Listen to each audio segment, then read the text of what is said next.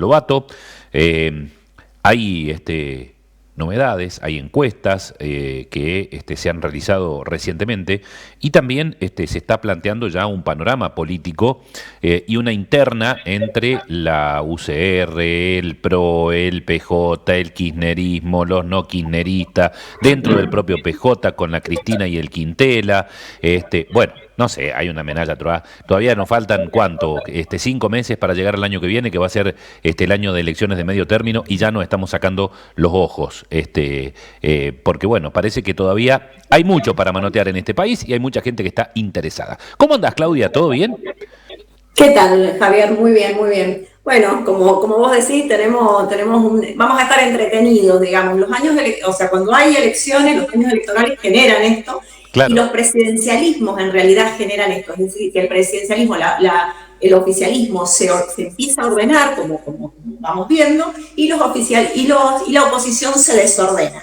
Y en Claro. este momento está muy desordenada por donde la mire, digamos. O sea, los dos partidos, digamos, más fuertes, digamos, o sea, el peronismo, o sea, el PJ o kirchnerismo, como le quieran llamar, digamos, y la Unión Cívica Radical y el PRO, digamos, están todos con serios problemas, digamos. Tenemos la Unión Cívica Radical, que está ahora viendo qué hace con los supuestos, digamos, traidores o no, si continúan o no. Ayer han debatido y están ahí, todavía no resuelven esa cuestión. Por el otro lado tenemos el peronismo, que está muy conflictuado.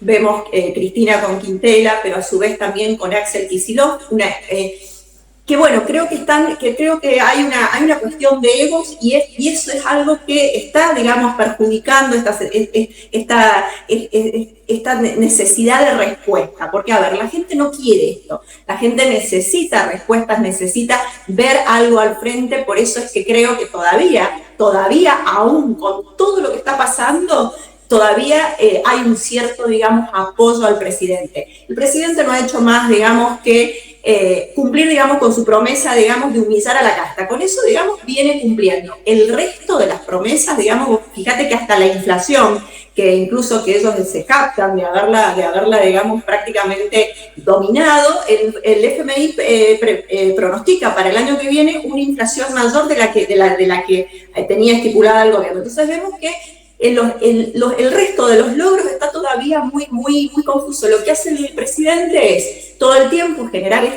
esta cuestión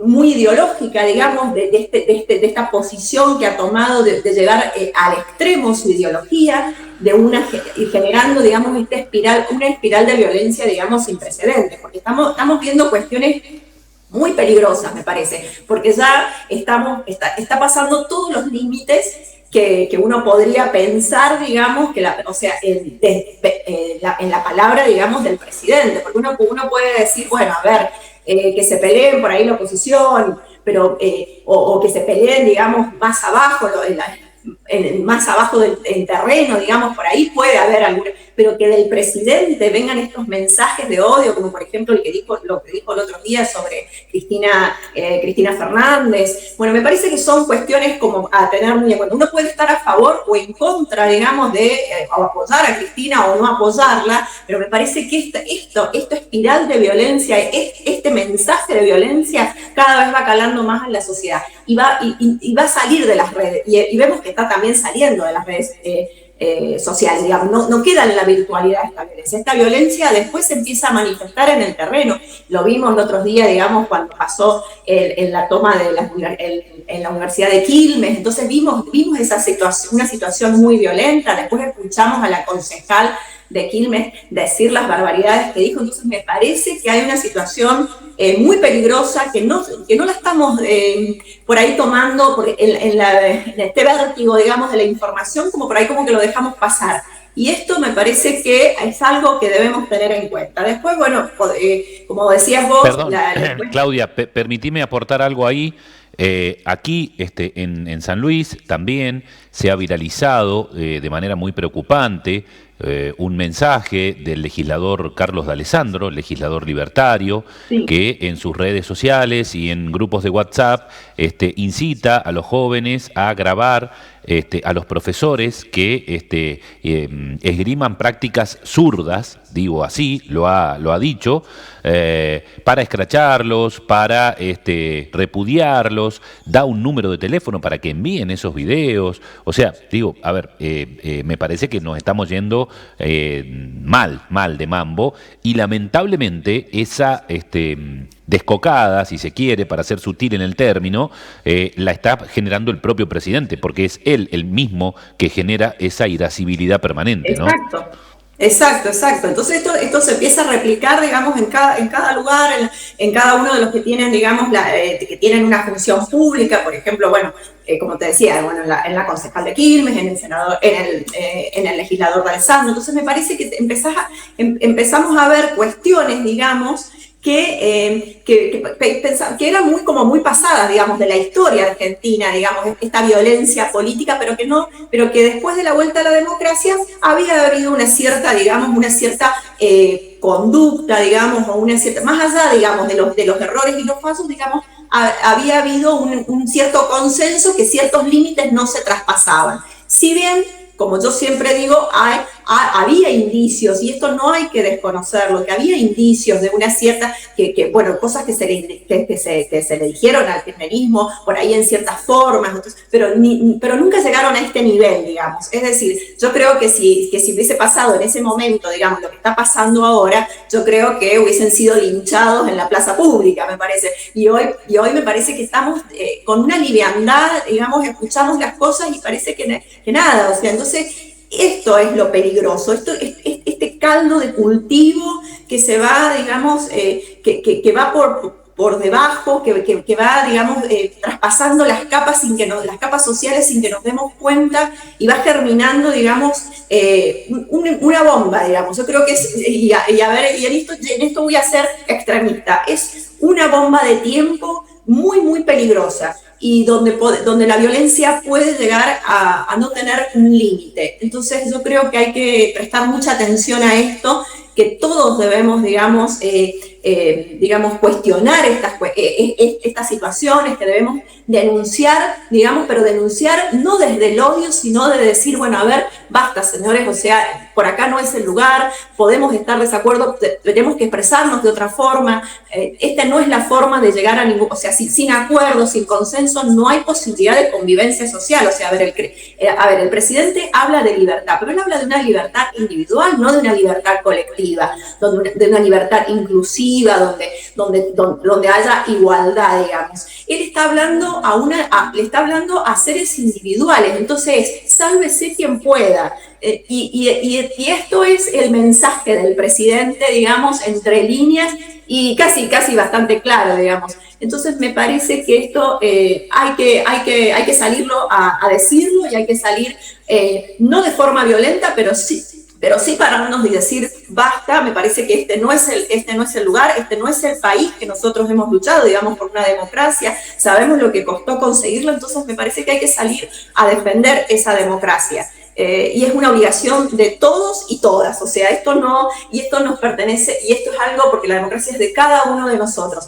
y principalmente digo a nuestros jóvenes, el mensaje es: defiendan la democracia, miren la historia y fíjense en lo que pasó y el costo que tuvo esos años de violencia, digamos, en la Argentina, en nuestro país, y en otras regiones y en otros países. Entonces, creo que es muy importante y muy necesario esto, decirles, por el lado de la violencia, por el lado del odio, no se consigue nada. Destruir todo por destruirlo, porque, a ver, tenemos un presidente que quiere destruir absolutamente todo lo que sea público, hacia la salud, la educación.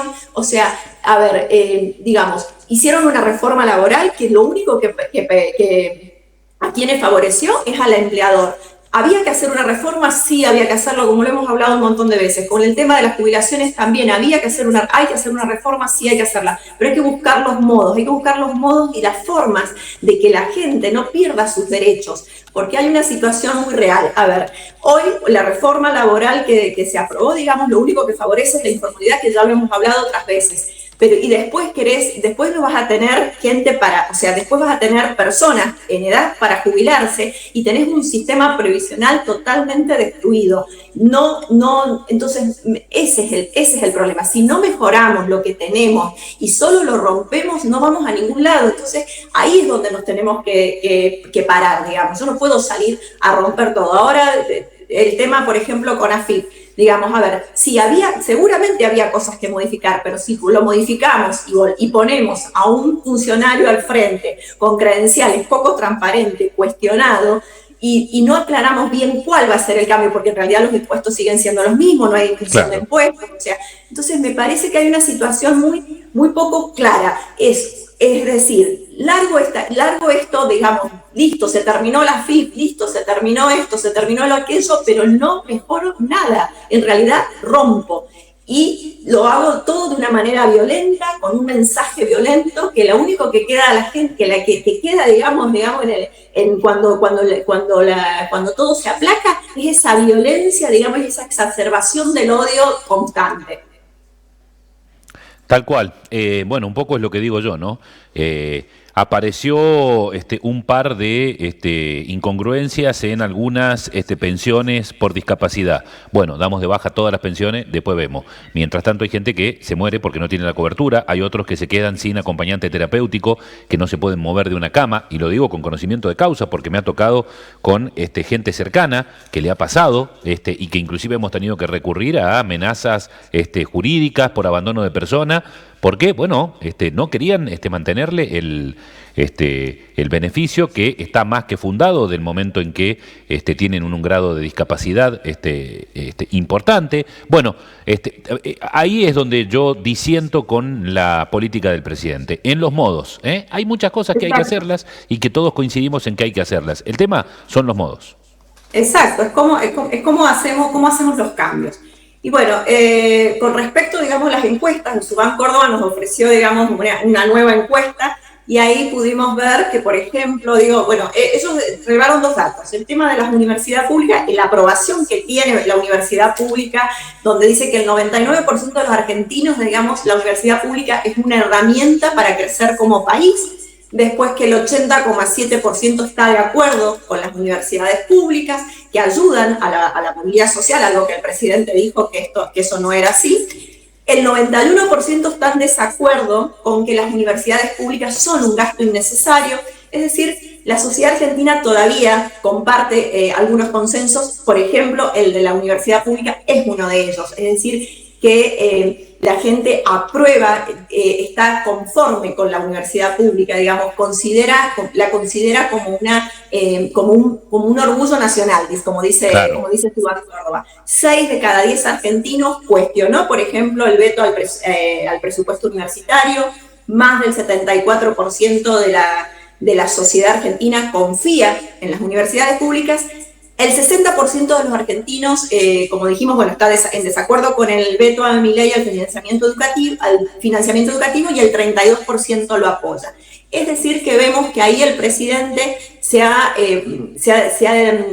alejado incluso en su discurso, digamos, tan extremo. Fíjate vos que incluso parte de sus votantes, porque el 99%, digamos, de la sociedad está aprobándolo, o sea, ahí sus votantes están, considerando a las universidades públicas como un bien y como un orgullo nacional, y entonces se está alejando de la sociedad al llevar al extremo este discurso de odio, porque en realidad fíjate vos que después tuvo que salir a bajar un poco los decibeles, decir no, en realidad no, la universidad no la vamos a arancelar, pero bueno, fue algo que él decía siempre. Lo que pasa es que después, cuando empezó a ver de que la cosa se estaba poniendo complicada, que la sociedad empezó a bajar un poco los decibeles. Pero no va a dar marcha atrás, o sea, esa es la realidad. Entonces me parece que llevar estas situaciones tan al extremo lo que genera es que la sociedad empiece también a pensar hasta dónde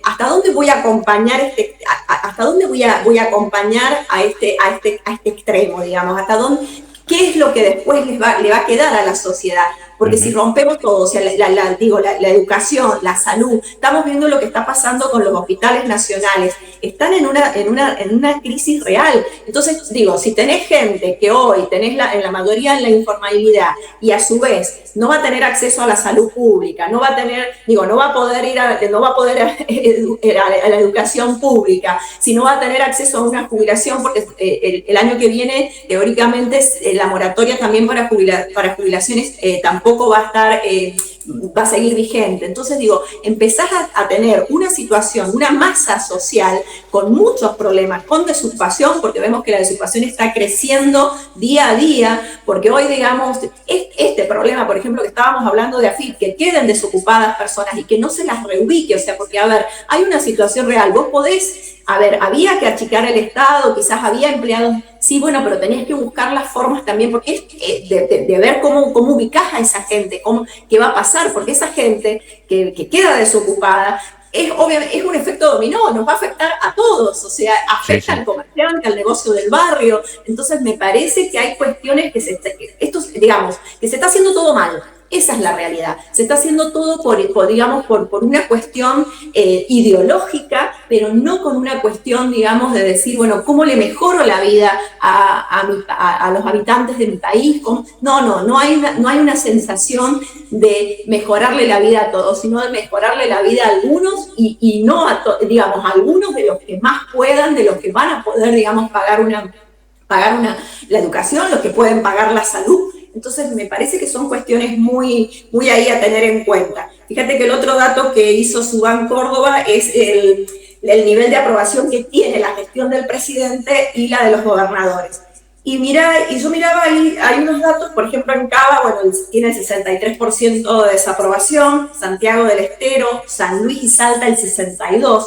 Y ahí yo me pensaba en San Luis, que por ejemplo en el balotaje sacó el 67,99% de votos el presidente, o sea, Milei, digamos, y hoy tiene un 60% de desaprobación en la provincia. Entonces, vos fíjate que no es un dato para no tener en cuenta, o sea, hoy los gobernadores, que en su momento parecía que eran los que estaban pagando el costo político, hoy se empieza a revertir, empiezan a tener ellos mejor imagen que el presidente. En ninguna provincia el presidente dio por arriba de los gobernadores, es decir, eso ya también está mostrando que las provincias, obviamente las provincias están con serios problemas económicos, una obra pública parada, un montón de situaciones, o sea, gente desempleada, la parte privada también con problemas para tener empleados. Entonces me parece que ahí hay cuestiones que empiezan ahora a salir a la luz.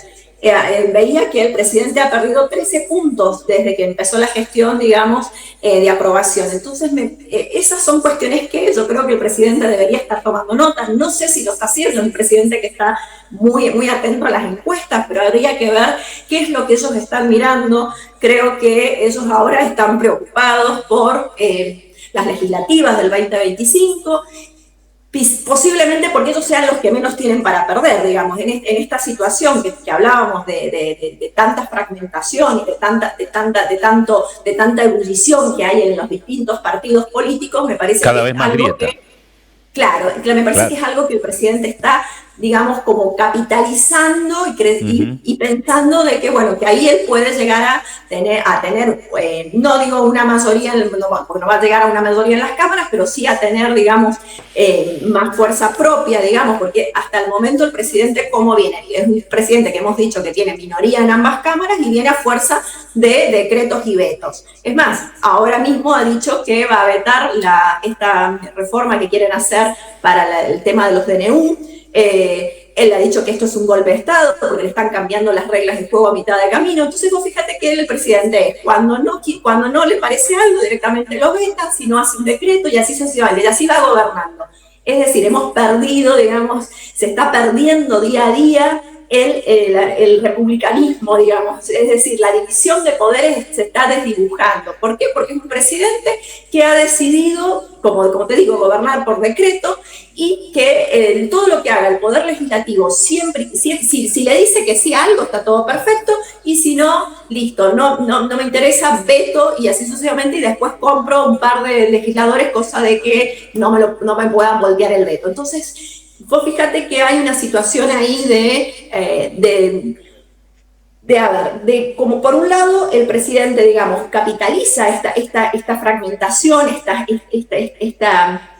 grieta, como decimos, que hay en todos los partidos políticos, pero por el otro lado también la oposición no está, y como siempre decimos, no está a la altura de las circunstancias. Es decir, como decía Pablo Semán, la política tradicional, digamos, está todavía, decía, con una carta de navegación antigua, cuando Milei va, obviamente, con toda, digamos, con la tecnología y con toda la... navegando, digamos, con toda la última tecnología. Entonces, yo creo que hay una situación ahí que no está, que la política tradicional no está queriendo ver, o no sé si en cierta forma hay una cierta conveniencia en no querer ver y dejar que esto explote. A ver, si esto es así, yo creo que estamos nuevamente, digamos, en un problema muy grave, porque los únicos que pagamos las consecuencias de todo esto es el pueblo, o sea, ni más ni menos. Los que van a sufrir la violencia, como ya pasó, digamos, en el 2001, los muertos de la plaza, digamos, del 19 y del 20 de diciembre, me parece que esto puede llegar a ser una escalada mucho mayor si no estamos atentos a esta situación, si no salimos como pueblo, creo, a defender nuestras instituciones democráticas y nuestro sistema republicano. Totalmente. Mirá, el mejor anticuerpo lo podemos generar nosotros como sociedad, y el arma más efectiva para ir generando estos anticuerpos se llama voto. El año que viene nos toca. Ahí es donde creo que tenemos que empezar a mostrar la madurez que podemos llegar a lograr los argentinos después de haber pasado por todo lo que hemos pasado. Gracias, Claudia, como siempre. Te mando un abrazo grande. Un gusto, un abrazo grande. Saludos. Chau, chau. Hasta luego. Hasta Bueno, luego. ahí estábamos con Claudia Lobato, analizando un poquito todo esto que está